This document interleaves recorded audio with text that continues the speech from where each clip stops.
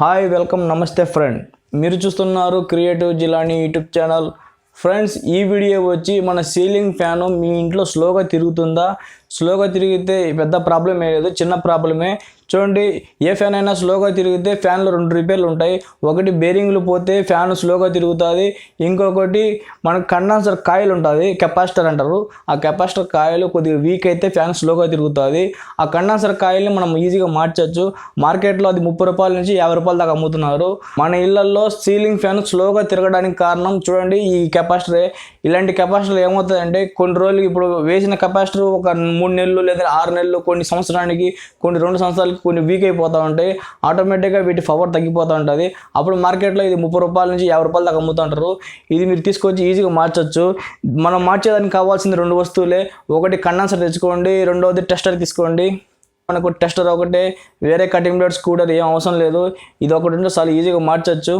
ఈ కెపాసిటర్ పేరు టిప్కాను. టిప్కాన్ కన్నా ఇంకా మంచి క్వాలిటీ ఏంటంటే కెల్ట్రాన్ కండెన్సర్ అని. కెల్ట్రాన్ కెపాసిటర్ అని చెప్పండి, 2.5. ఇలాంటి కెపాసిటర్ మీకు ఎలక్ట్రిషియన్ షాప్లో ఈజీగా దొరుకుతుంది. 2.5 కెపాసిటర్ అని చెప్పండి. రెగ్యులేటర్లో 5లో పెట్టినాను. చూడండి, స్పీడ్ 3లో తిరుగుతుంది, స్పీడ్ లేదు. ఒకసారి మీకు ఫ్యాన్ స్పీడ్ చూడండి. ఈ ఫ్యాన్ మనకు 5లో పెట్టినా కూడా ఇది 3లో తిరుగుతుంది. అంటే మనకు 2 ఇంతలు స్పీడ్ తగ్గిపోయింది. ఈ కెపాసిటర్ కొద్దిగా వీక్ అయిపోయింది. ఇప్పుడు మనం కెపాసిటర్ మారిస్తే ఎంత స్పీడ్ వస్తుందో చూపిస్తాను మీకు ఒకసారి.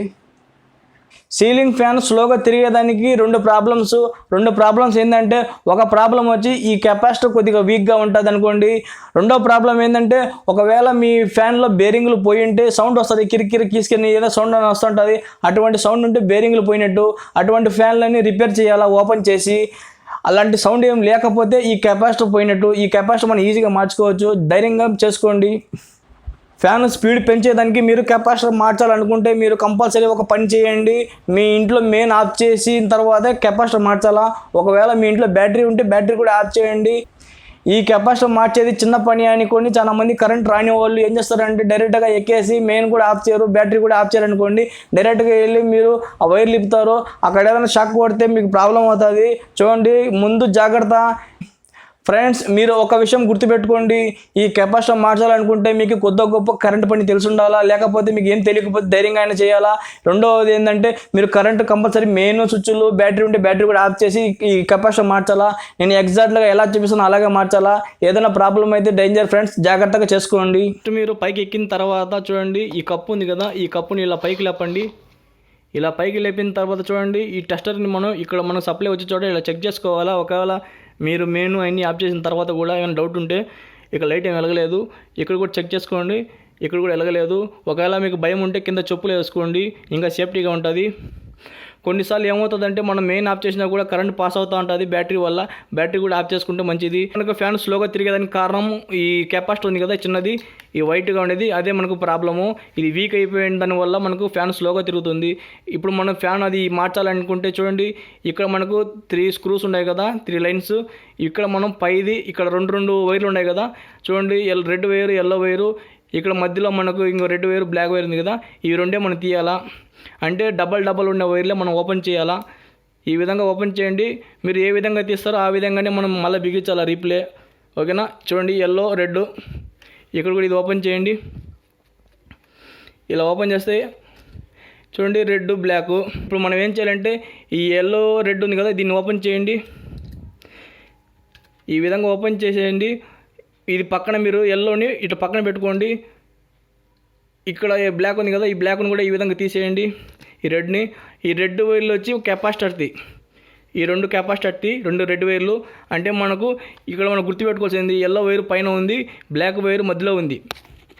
ఇక్కడ మీరు ఒక విషయం గుర్తుపెట్టుకోవాలి, ఈ ఎల్లో వైర్ వచ్చి పైన ఉంది, బ్లాక్ వైర్ మధ్యలో ఉంది. ఈ 2 విషయాలు మీరు గుర్తుపెట్టుకోండి. ఎగ్జాక్ట్గా మీరు ఎల్లో వైర్ పైన ఇవ్వాలా, బ్లాక్ వైర్ మధ్యలో ఇవ్వాలా.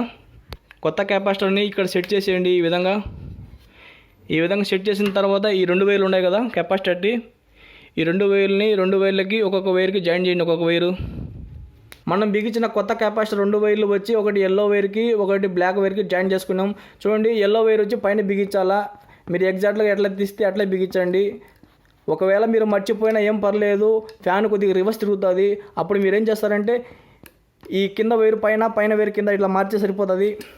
ఈ బ్లాక్ వైర్ మధ్యలో ఎల్లో వైర్ పైన ఈ విధంగా పెట్టేసి బిగించేద్దాం మనం స్క్రూస్.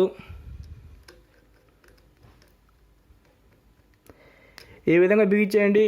కొంతమంది ఏం చేస్తారంటే ప్రాబ్లము, ఈ వైరు పైన బిగించేస్తారు, పైన వైరు కింద బిగించేస్తారు. అలా బిగిస్తే ఏమవుతుందంటే ఈ ఫ్యాన్ రివర్స్ తిరుగుతుంది. అప్పుడు మనకు ఏం చేయాలంటే మళ్ళీ స్ట్రైట్గా తిరగాలనుకుంటే ఈ 2 వైర్లు కలిపి ఇక్కడ ఇచ్చేయాలా, ఈ 2 వైర్లు ఇట్లా మార్చుకోవాలా. అలా మార్చుకుంటే కరెక్ట్గా తిరుగుతుంది. ఇప్పుడు మనం కండెన్సర్ బిగించేసినాం, కప్పు వేసేద్దాం. ఇప్పుడు మనం ఫ్యాన్ స్పీడ్ చెక్ చేద్దాం. చూడండి ఫ్రెండ్, ఫ్యాన్ ఏ విధంగా తిరుగుతుంది, ఎంత స్పీడ్లో తిరుగుతుంది. ఫుల్ స్పీడ్లో తిరుగుతుంది ఈ విధంగా. ఇప్పుడు చూడండి ఎంత స్పీడ్లో ఉంది. ఇక్కడ మనం 5లో పెట్టున్నాం రెగ్యులేటర్ని. చూడండి ఇప్పుడు ఫ్యాన్ ఫుల్ స్పీడ్లో తిరుగుతుంది. ఈ విధంగా మార్చుకోవచ్చు మీరు ఈజీగా కండెన్సర్ని. సీలింగ్ ఫ్యాన్ స్లోగా తిరిగితే ఏ విధంగా మనం కెపాసిటర్ మార్చుకోవాలో నేను చెప్పిన జాగ్రత్తలో మీరు 100% మీరు పాటిస్తే మీకు సేఫ్టీగా ఉంటుంది. చూడండి ఫ్రెండ్స్, కరెంట్ పని ఎప్పుడు సిల్లీగా, జోక్గా, కేర్లెస్గా తీసుకోకూడదు. కరెంట్ పని ఎప్పుడు కూడా డేంజరే. ఎంత జాగ్రత్తగా చేస్తే అంత మంచిది. ఎప్పుడు కూడా మీరు కేర్లెస్గా చేయకండి. మీకు తెలిస్తే మార్చండి, లేదంటే ఎవరికైనా తెలిసిన వాళ్ళకి అప్పచెప్పండి. ఎంత జాగ్రత్తగా చేసుకుంటే అంత మంచిది. అందుకోసం మీకు మళ్ళీ చెప్తున్నాను. ఓకే ఫ్రెండ్, నా వీడియో కానీ మీకు నచ్చినట్లయితే షేర్ చేయండి, సబ్స్క్రైబ్ చేయండి, కామెంట్ చేయండి, లైక్ చేయండి. చూస్తూనే ఉండండి ఇలాంటి క్రియేటివ్ ఐడియాస్తో. ఇంకోసారి కలుసుకుందాం. అందరికీ బాయ్ ఫ్రెండ్.